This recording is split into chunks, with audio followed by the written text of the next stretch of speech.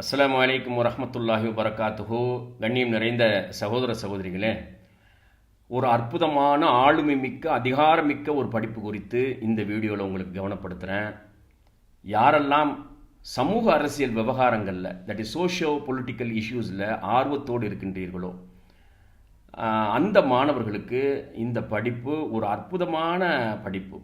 அதாவது தன்னுடைய ஆர்வத்திற்கு ஏற்றவாறு தீனி போடக்கூடிய ஒரு ஆளுமை மிக்க படிப்பு.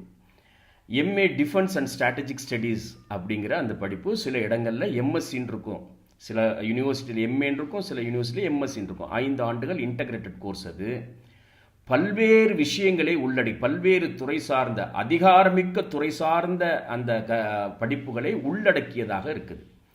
மாஸ்டர் டிகிரியிலும் இருக்கிறது. MA MSc strategic defence and strategic studies அப்படிங்கிற அந்த படிப்பு.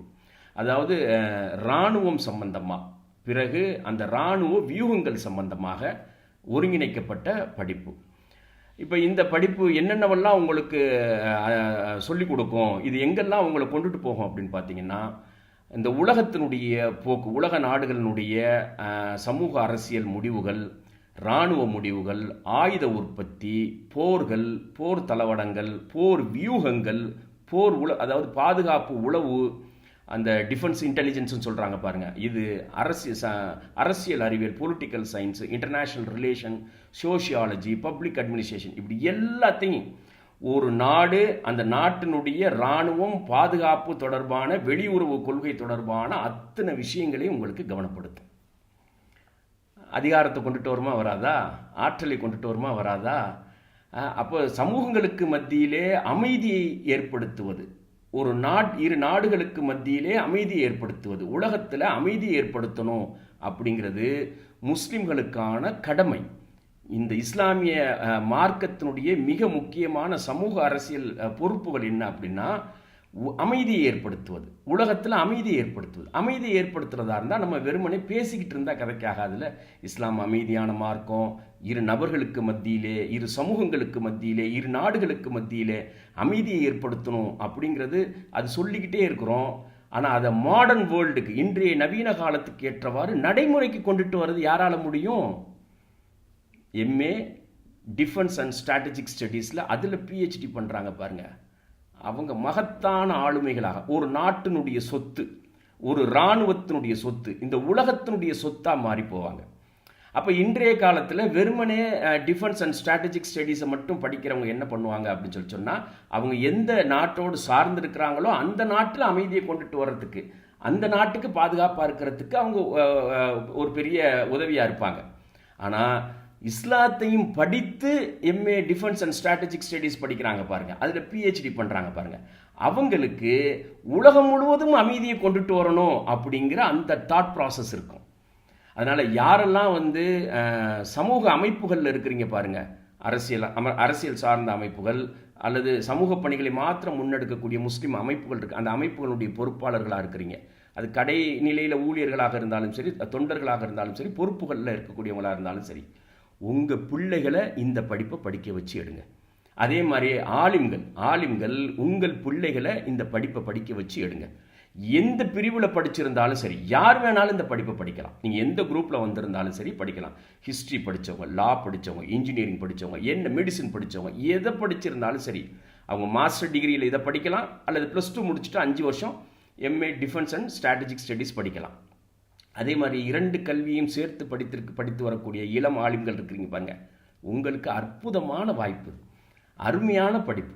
ஸ்ட்ராட்டஜிக் ஸ்டடீஸ் படித்து டிஃபென்ஸ் அனாலிஸ்டாக இருக்கணும், எவ்வளோ அருமையான வாய்ப்பு. நீங்கள் டிஃபென்ஸ் இன்டெலிஜென்ஸில் நீங்கள் பணியாற்ற வேண்டாமா? இராணுவ உளவுத்துறையில் நீங்கள் மூத்த ஆலோசகராக, ஆய்வாளராக பணியாற்ற வேண்டாமா? உலகத்தில் அமைதியை நிலைநிறுத்துறதுக்கான பொறுப்புகளை நிறைவேற்ற வேண்டாமா? அதே மாதிரி இராணுவ வியூகங்களை வகுக்கக்கூடிய, இந்த நாட்டினுடைய பாதுகாப்புக்கான சொத்தாக நீங்கள் மாற வேண்டாமா?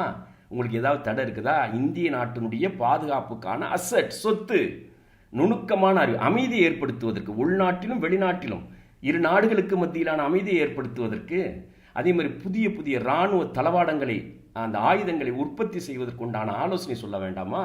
இப்போ எல்லாமே மாறுது பாருங்க, எல்லாமே எலக்ட்ரானிக் வார்ஃபேராக மாறுது. சண்டை தரையிலிருந்து இப்போ வானத்துக்கு போயிடுச்சு. அதனால் அதில் என்ன நடக்குது, எலக்ட்ரானிக் வார்ஃபேர் என்ன, அது சம்பந்தமான ஆராய்ச்சியில் ஈடுபட வேண்டாமா? அதனால் MA defence and strategic studies இருக்குது பாருங்கள், மிக அற்புதமான படிப்பு. உங்களுக்கு நான் மறுபடியும் சொல்கிறேன், 3 வகையான ஆற்றலை கொண்டுட்டு வரும். உங்களுக்கு ஒரு சமூக அங்கீகாரம் கிடைக்கும்.